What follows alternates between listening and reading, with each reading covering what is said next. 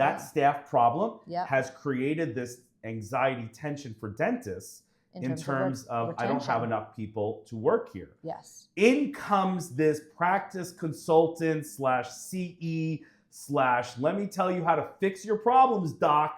One word I could do to save your office from not having staff problems.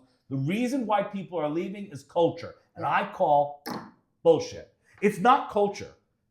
The culture was here 20 years. People aren't leaving this office because of culture. They're leaving it because everyone thinks they're a Shark Tank. Everyone wants less work. Everyone wants more money. You wake up and you see your husband laying in bed and he gets to work from work and you're the hygienist, you have to drive to work. That's why people are leaving. But everybody's on this culture train. Yeah.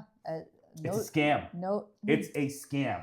I think pretending like you can easily create it, that you can easily maintain it, if you spend enough money to be trained how to do it, I think that is unfair and unrealistic. The mediocre dentist, the mediocre dentist, 'cause sometimes you just feel mediocre. The mediocre dentist, the mediocre dentist. I am mediocre, you are mediocre, and that's not that bad.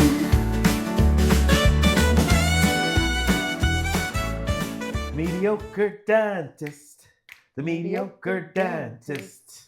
I am mediocre, you I'm are mediocre, and that's not that bad. I mean, that song is so catchy. I love hearing that song. That song makes me happy. You love hearing it? It does make me happy, but I do not like how deeply it gets like embedded into your soul and you cannot shake that shit for like we'll be editing videos, I'll hear that jingle, and then it's in me for a day or two. I don't even need to. It just independently comes up in me. It's like, it's deep down. It's seated there, and it's going to come out multiple times in a day. And I've learned to accept it. Tonight. Ooh, tonight's the night, David Galler. Tonight is the night we tackle a big topic. We're already getting emails, comments, people talking about this topic, but it's time we hit it head on. I feel very strongly about it. We've hit a nerve, and we're going to piss a lot of people off tonight, but we're also going to make a lot of people feel heard. Yeah. Are you ready? Born ready. It's time to talk about the use of the dirty C word. There is a dirty C word that is unacceptable to use, and people use them all the time. And not see you next Tuesday. It's not that dirty C word. No, it's not that. There is a dirty C word in dentistry, and it is culture. Culture. The office culture. That is a word that automatically, when used in conversation, as in, I've spent a lot of time working on my office culture, makes other dentists feel mediocre. Oh yeah, just two syllables. Culture. Yeah. What's your office culture like? Ooh. Wouldn't know. Don't have one. Use a different word. Like, I don't even know. It's just who made up that word? I have some ideas, but it's catchy. It's like, being gluten sensitive. Like, people aren't celiac, but they're around like, I can't have gluten. I'm a fashionable glutard. Listen, I've been in dentistry for 25 years. Yeah. I got to be honest, 15 years ago, nobody was talking about office culture. It's a new catch term that people are throwing out. And I mean, you dive into making other dentists around you feel bad, that's the number one term. Yeah. And everybody's on it. Practice consultants, SEO people, everybody designed to take your money to teach you more. Number one courses at these conventions, culture, developing a good culture. Intentional, and that one's kind of paired with that in the same line of reasoning too, like being intentional. Way to be intentional with your. No, I'm not being intentional. The only thing I'm intentional about is how many Sour Patch Kids I eat in a week. What is that? Intentionally mean in regular life? I think I see our friends use it, like the same kind of people who are like culture dropping. They're living intentionally. Everything's intentional. Just sounds good. It's sounds fashionable. So woke. Intentional. Like I'll go through my 3 decades in dentistry. Yes. When I hit it, you know what the catchword was? What? Evidence-based dentistry. Mm-hmm. Okay, but like that's that's okay. Like No, that's it got was like a just scientific. It was like It's not foofy. it was It's not. it was intended to make people feel bad. If you were using something that wasn't evidence based, yeah, okay. It was like this like hotsy-totsy term. I'm doing evidence-based dentistry. It's pretentious, yes. Okay. So, and I think that these words they're both fashionable and pretentious, and they trigger us both. I don't know why as much as we do, but we're gonna deep dive evidence-based dentistry into the C word. My second decade, peer reviewed. Ooh, okay. All right. Third decade, culture. Office culture. All right. Office culture, there's two definitions. One is how your staff feels about your office. Okay. And the second one is the current mood created by an employer for the office. What does that mean to you? What does that mean to me? It sounds like a whole bunch of responsibility for something, like for many things that I have absolutely no control over. Now, here's the sell on culture. Okay. You need a culture so that you can retain your staff. In 2025, because we are all legitimately terrified about that. So how do we do it? How do we make them stay? So the answer being purported by everyone is that if you want your office to stay, you need to create a culture that they like, a culture that they feel inspired by, that they want to stick around. Colby test and an index test and a likability test and this and that, and we develop a culture here, and then everyone stays. Yeah, which we know to be verifiably false. These people are still losing people. So. Right. So there are a lot of people commenting on us on this culture, and what I want to say to all those commenting people who are saying, "No, I developed a great office culture. I developed a great office culture." Have you lost any staff in the last year? No? Well, then you must have a It's a bullshit. Bullshit. You must have a very small staff. If you haven't lost staff, because I mean, you might have 4 people. The national, I mean, there's like studies out there. Give me the studies. They're saying that it's about a third. A third of the dental office. Of the dental office. And it's more for some roles than others. And I think this year they're actually projecting for office managers, and we had touched on this on a previous episode, that they're actually going to be one of the biggest ones that are leaving. And historically speaking, they've stuck around and been the most consistent. So it's a constantly evolving thing. How can we possibly predict anything in life, including or be able to have some set of system or protocol for hiring people and retaining them when there's so much variability and chaos in life, like that you just can't account for? So I have a theory I want to run by you. Okay. 20 years ago, nobody talked about culture in the office. 15 years ago, nobody talked about culture in the office. Yes. 10 years ago, no courses, no training, no webinars, no seminars, no CE days revolving around culture. All of a sudden, last 2-3 years, there's culture. Yeah. I have a theory. Okay, I want to hear it. 2020 came. 2020 came. COVID came. That was another dirty C word. Okay. COVID came, and it changed a lot of people. I'm not talking about across the board. I'm not talking about chemically whatever we got in our bodies with us. That's a different episode. With the disease and with the vaccine. I don't know which one was worse in the end. But COVID changed. All of a sudden, all these workers, we furloughed the whole office. You furloughed the office. People are fired. People are all over the place. And then they're starting to get checks at home for unemployment. The government finds $1 trillion, starts paying people. The government's paying people for being home. Stock market's shooting through the roof. Government's right.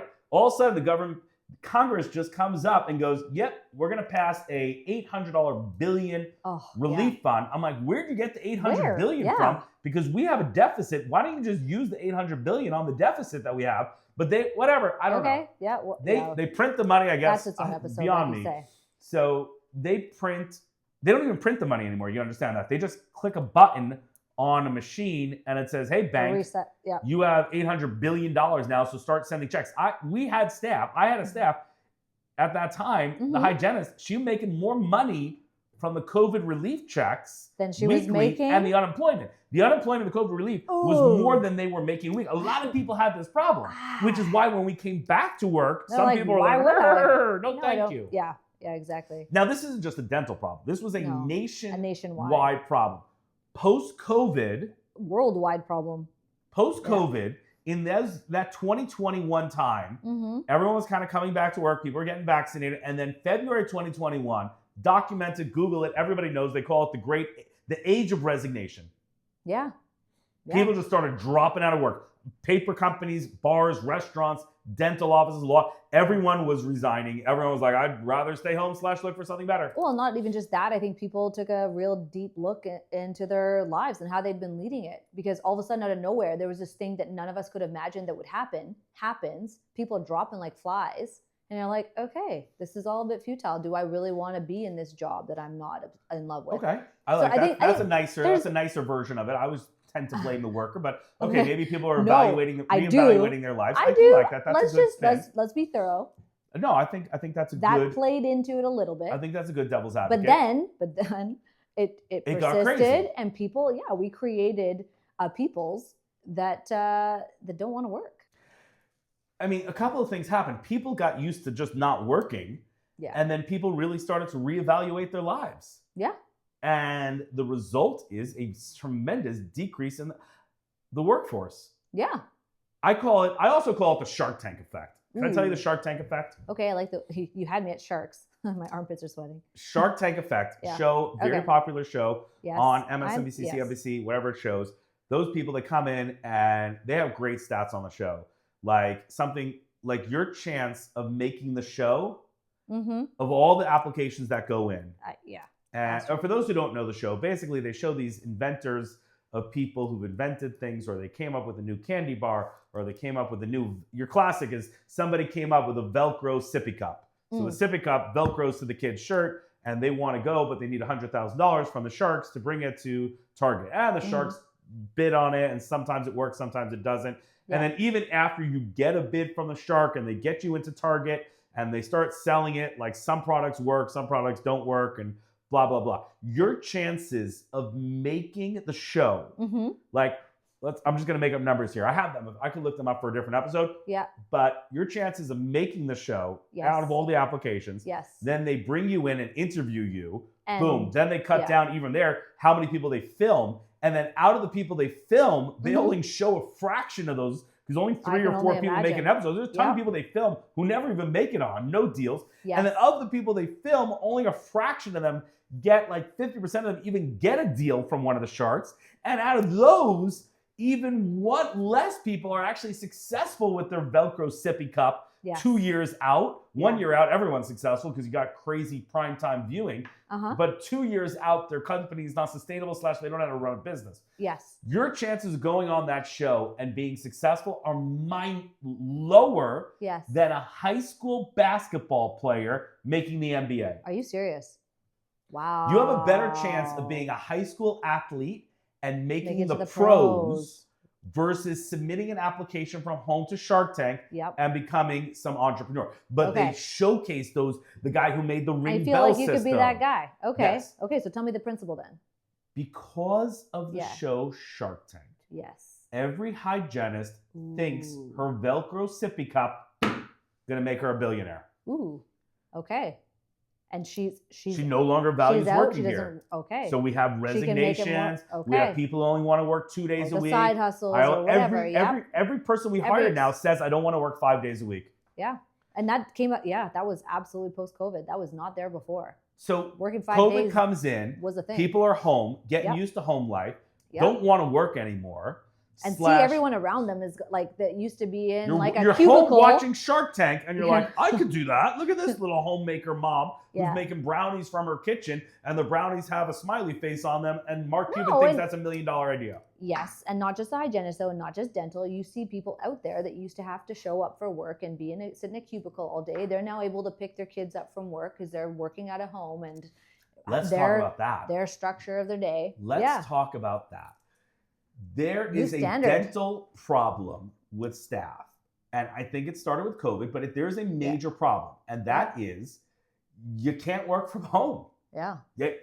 You have to understand, in 2025, lawyer, accountant, Yes. HR, you work for Invisalign, you work for whomever, you work for Target, you work on any legal firm, you Yeah. could do, My Most of your sister's a job. lawyer. She works 4 days a week from home. Exactly. My daughter's a designer for a light company, incredible design company. For most of the month she works from home. She goes in the office like twice a month. My son-in-law is an accountant. He only goes into the office 1 or 2 days a week. Everything else I is know, from home. it's the new Everyone norm. around you is working from home except for my receptionist, my dental assistant, my office manager, and my hygienist. Yeah. That's got to wear on them. I don't blame them. I don't let it like go through my mind because it's not like I'm looking for a side hustle. But I'm so I saying don't- this is all this is- contributing to the staff problem. Yes. There is a staff problem now. Why? Resignations went up after COVID because people are like, I actually like being home. I don't want to work. Yes. Number 2, everybody thinks they could be a millionaire. Number 3, your husband, your wife who's laying in bed at 7 a.m. goes, I'm working from home in my pajamas. And you're like, I'm putting on makeup, Yes. putting on my scrubs, making a coffee, and I'm out the door at 7:15 Yeah. every day. And this Yeah. person, Sometimes there's driving no way across working town. from home Yeah. is as taxing as driving to work. Yeah. People also have unrealistic PTO expectations. We see this in our Yeah, practice. but the government has. I The don't. government Yeah. sick days in New York. I think They there's some- facilitated it I want to hugely. misquote it, but in New Yeah. York, you're allowed to take New York City employees are allowed to take a ridiculous amount of sick days paid, I think ours is 5 in BC. sanctioned by New York City. I don't know what it is. You can look it up. Yeah, and I don't wanna say. it's annoying because these people are very forthcoming. Yeah, I ain't sick. I'm taking a sick day. I'm taking a sick day. Okay, but you're well, and your patients actually relied on you showing up today. And they So you booked have your specifically, PTO so days. you're there. Yeah, PTO used to Yeah. be 14 days PTO, 10 Yep. days PTO. Now, interview people, they want 20 days PTO, 20 Yeah. days plus the sick it's a days. bargaining. Yeah, it's a negotiation. Everybody has an entitlement to I- not come to work. Yes. 20 days Well, and PTO, you that's have- 4 weeks off. Not to That's- mention, you have fewer people to pool from because there's less people that are actually in the pool. The people that just escape dentistry altogether. So I really believe that there's a staff problem Yeah. in 2020 to 2025. That Yeah. staff problem Yeah. has created this anxiety tension for dentists in terms of I don't have retention. enough people to work here. Yes. In comes this practice consultant / CE / let me tell you how to fix your problems, doc. One word I could do to save your office from not having staff problems. The reason why people are leaving is culture. And I call bullshit. It's not culture. The culture was here 20 years. People aren't leaving this office because of culture. They're leaving it because everyone thinks they're a Shark Tank. Everyone wants less work. Everyone wants more money. You wake up and you see your husband laying in bed and he gets to work from work and you're the hygienist, you have to drive to work. That's why people are leaving. But everybody's on this culture train. Yeah. It's a scam. No. It's a scam. I think pretending like you can easily create it, that you can easily maintain it, if you spend enough money to be trained how to do it, I think that is unfair and Scam. unrealistic. I do. Do I think that some people manifest it or create it and like they contribute actively towards there being like, I don't know, good behaviors amongst staff and or their fun and the way that they are with their patients is something that's inspiring? No, wait. I'm going to interrupt you right here. Okay. And now a word from this episode's sponsor. I know we swore we would not have sponsors, but the money was too good and we sold out. This podcast is sponsored by the Energize Group. Would you like to get energized? Would I ever? Well, a lot of people are looking for patients. And let's say you want to blow up your patient load. What's one category of patients you want to get more of? What procedure? Invisalign, implants. Yeah, so you sit with these guys are quants. They're from Wall Street, and one of them is a special forces guy. They wrote an algorithm to be like, you want Invisalign? Spend X amount of money. We're going to buy these ads on Instagram, Facebook, Google. You're going to have so many Invisalign calls, you don't even know what to do with it. Perfect. Yeah. These guys, when you're ready to really blow up and spend some serious coin to get people in, buying ads, these guys wrote the book on it. They're quants. They know exactly what formula to use and what words to use on the Google ads, the Grams, the Facebook ads. People are going to be calling. So many people calling, you don't even know what to do. Cool. Love it's a it. good problem to have. It's a good problem to have. They're the guys, Energize Group. You can check them out on the AACA website, the Mediocre Dentist website, or following this website that Sean put up. How we sold out, well, we sold out.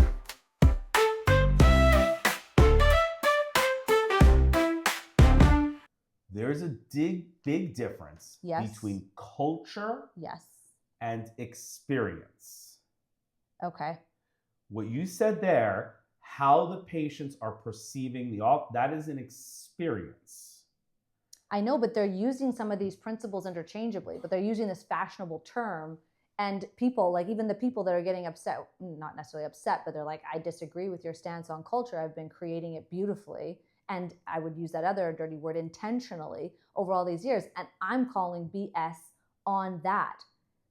People are far too mysterious and far too complicated and unpredictable to be able to like beautifully execute that.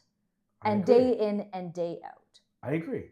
The idea that a dentist can create a culture in the office that keeps the staff there is ridiculous. It is ridiculous. It is insulting. It is a scam that dentists are desperate for because of the staffing problem. Mm-hmm. People are selling you a panacea, a fix-all to your staffing problems with this word culture. I don't see it. I don't see it. There's a webinar from an AACA member, board member, 3 or 4 years ago, and all they did was talk about their incredible office culture, blah, blah, blah, dancing, singing, blah, blah, blah, blah, blah. Fast forward a year or two later, they got nobody. No. All the people gave notice. Everybody turned over. This one resigned, that one resigned. It wasn't even that long. It was like literally, it was happening in their life at that time of delivering that, which and is I'm another. no better. We are no better. I run a convention. Yes. I run a convention. Yes. The GRC, the Gallerite Reunion Convention, the Re-Engage Team Retreat. And I was obsessed with culture of the event. Everybody's got to feel good. In the end, every year, I'm working overtime to reinvent myself to make that. It should be, the convention was so good, everyone just signed up to come back right away. Okay. And every year, I'm reinventing. This year, we're doing X. This year, Tom Brady's coming. This year, we're doing a comedy hour. This year, I got Sebastian Maniscalco coming. This year, we're trying Let's Make a Deal. I have to keep reinventing it because there's no such thing as culture. There's no set, There's no set equation to create it. It's ridiculous to think that a dentist creates a culture that makes the staff want to stay there. No way. As soon as you get angry at them, as soon as they have a new job for more money or closer to their office, they're out. I do agree. That is what we see. And I mean, that's all.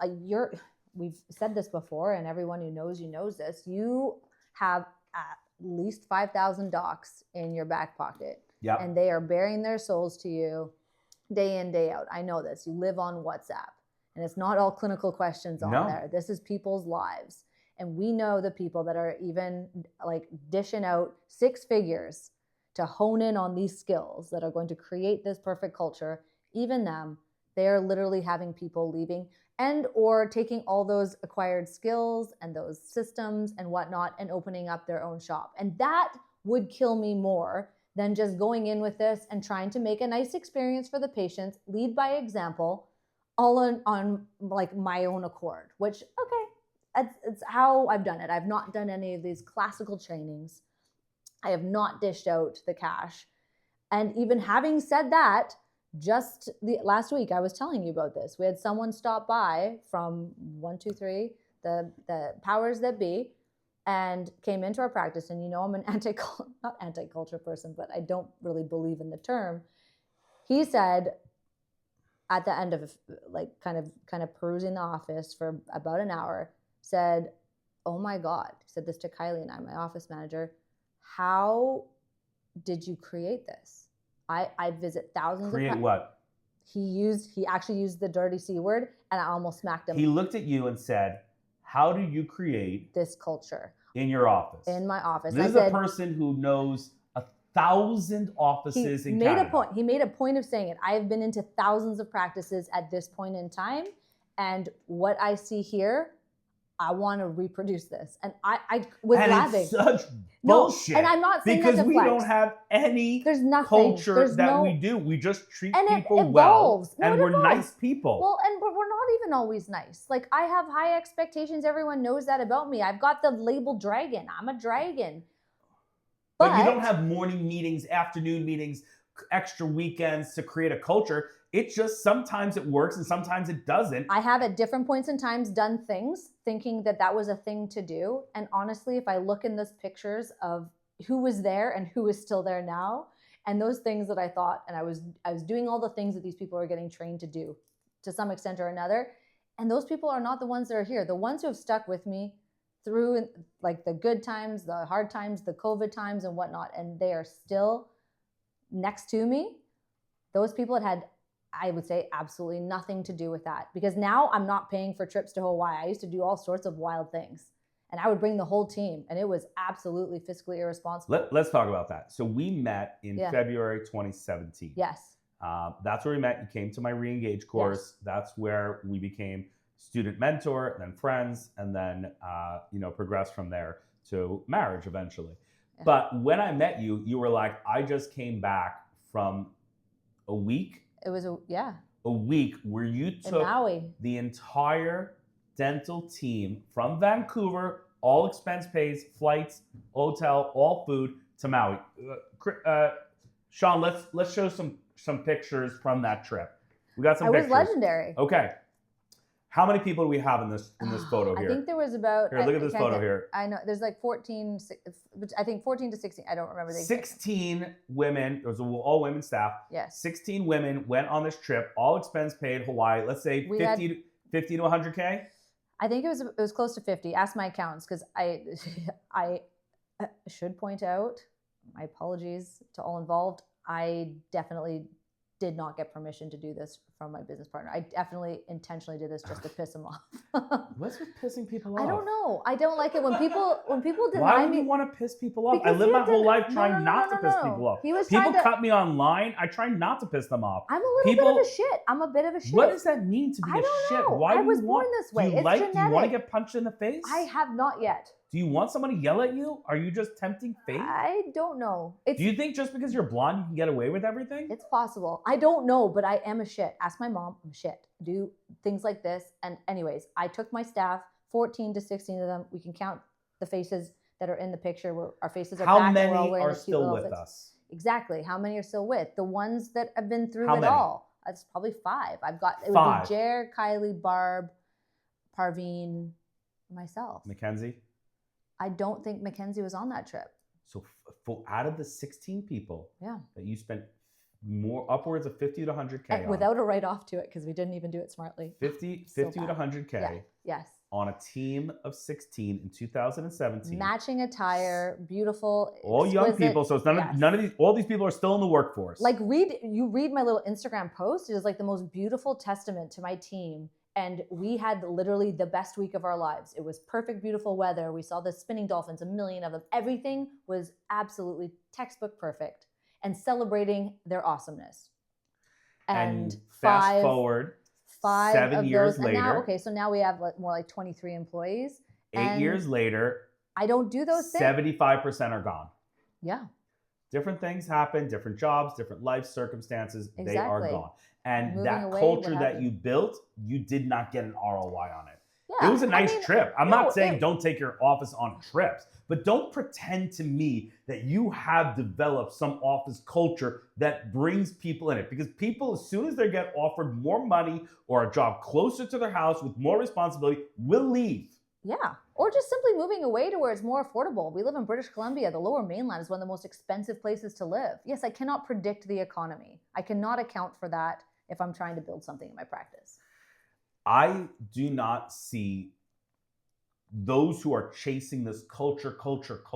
Yes. I don't see it working. I know like a couple of dentists who have their staff for like 20 years, but it's all like they've had them like for 20 years. Like, we have a friend in Philadelphia. He's got like 7 or 10 staff that have been with him for like 15 plus years. And the rest is just a merry-go-round. So how come the culture doesn't fix the merry-go-round? I don't know. I mean, there's complexities to the game. I mean, if you've listened to that podcast, Malcolm Gladwell's in the revisionist history, Let's talk the about one it. on Hamlet was wrong or something like that. He has one person that he makes mention of. I think it was Alan Benson, something of that nature, a graduate from MIT, and he was fascinated by the sales peoples, and effectively what this guy found is that, and I think this kind of plays on the dental theme and why some might last but others kind of fade away for a variety of reasons. When you have say you have a bunch of salespeople, okay, and it's very easy to measure how successful they are because you just measure the amount of sales that they accomplish.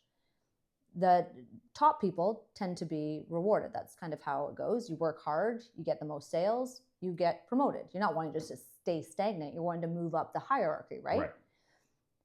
They found in their research, and he studied hundreds of different situations, when you reward the top sellers and they become a manager, everybody underneath them, same people, end up underperforming under that new leadership. So that was one finding. Because a good salesperson doesn't necessarily make a good leader. Doesn't necessarily, no. And when you take their sales out of the equation. Exactly. Right.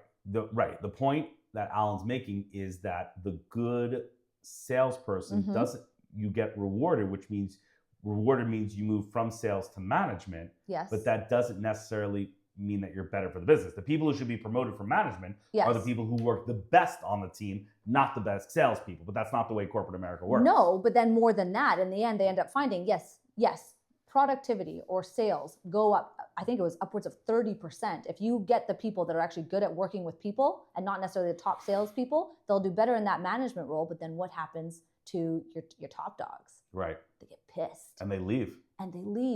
Or they're miserable and they're no longer top performers. So there's so many complexities.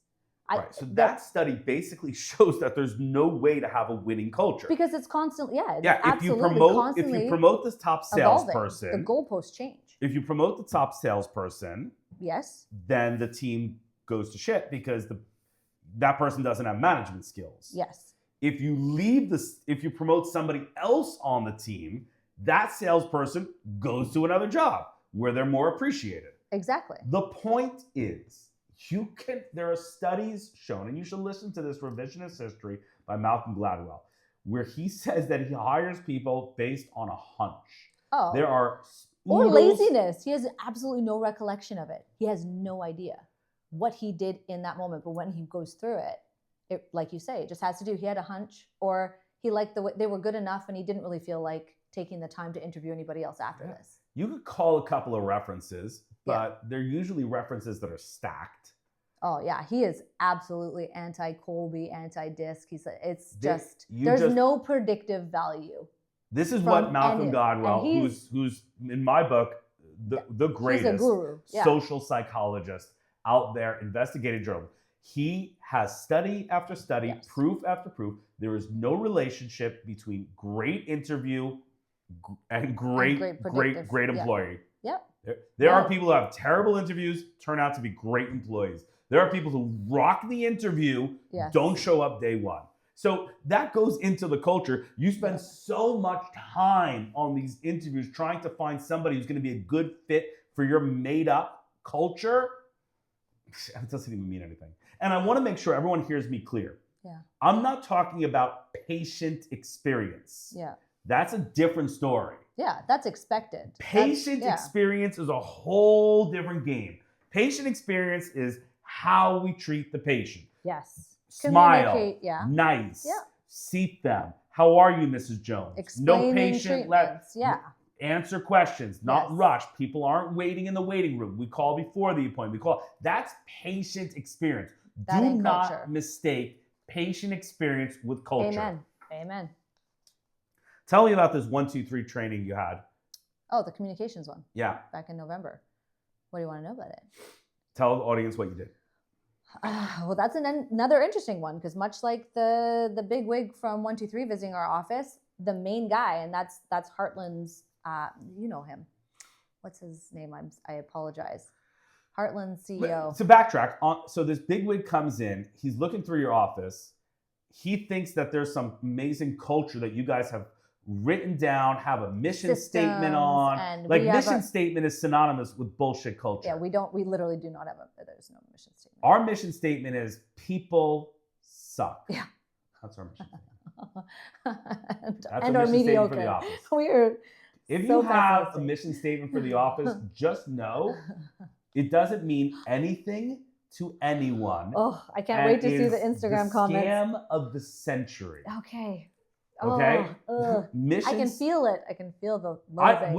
I'm America's dental truth sayer. Okay. And every office that doesn't have a mission statement, every doctor who's felt mediocre because they don't have a mission statement, all of a sudden now feels better. Yeah. But okay. And that's who we're here for, right? We're not here like I'm not here if the people to make you feel bad. I'm here to make you feel No. better. And- You don't need a mission statement. It's the dumbest thing I've ever heard. Mission statement is like, what do we do here? It's very obvious. We're dentists and we do dentistry. We're trying to do right by Mission people. statements are for like corporations that don't know Honey. what they're doing. Let's be real. Well, you know what time it is. Let's be real. Let's be real. Office culture is not a real thing. Let's be real. I agree with you, yet people continue to accuse us of having developed something. Let's be real. The term office culture is a term intended to make dentists feel mediocre unless you buy our consulting /CE. It is a term used to knock people down. And let's be real, you're only a $2 an hour raise from Joe Blow down the street away from that person leaving you. Let's be real. Every person out there who thinks they have the perfect office culture, write to me and let me know you've had no resignations, no people leaving in the last 12 months. And we'll have you on the show with us. Let's be real. Taking my team to Hawaii was reason 1,654 why I am an awful business dentist. Let's be real. You got 16 women matching bikinis, flew them to Hawaii for the trip of their lives, and as soon as it fit their lives, they left you. Let's be real. Yeah, that was a $50,000 mistake. Let's be real. Every hygienist think they invented a sippy cup Velcro and they're going to be a millionaire and don't need this job. Yeah, let's be real. Malcolm Gladwell is the GOAT, guys, and he's a nihilist. We're nihilists, I think, and this is all just a crapshoot. And if you think you have any sort of mastered how to maintain and retain people, you are living Bullshit, bullshit, bullshit, bullshit. a bullshit life, and you're delusional that you think that you can see into the future. Let's be real. Running a staff in a dental office in 2025, we have a real problem because most of the American and Canadian workforce can work from home at least 1 or 2 days a week, and we can't. And that's a real problem. And let's be real, it's got so dire that it wasn't so crazy that I was ready to hire my trampoline guy. He had a good personality. Let's be real. All right, well, let's recap that episode. We dived into this word culture, and I really believe this concept of office culture is a post-COVID creation.